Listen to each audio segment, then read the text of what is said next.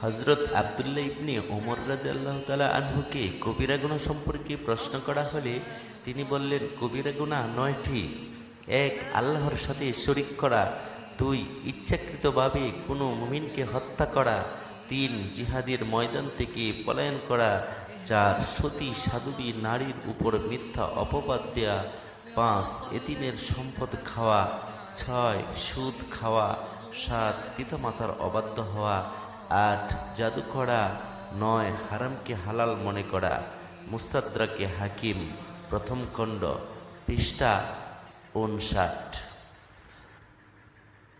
বন্ধুরা, যদি আমার এই হাদিসটুকু আপনাদের হৃদয়ে এতটুকু লাগে তাহলে অবশ্যই বাল্লিগু আন্নিউ ওয়ালাউ আয়া রাসূলের এই হাদিসের উপর আমল করতে গিয়ে আপনিও এই হাদিসটি বেশি বেশি শেয়ার করুন।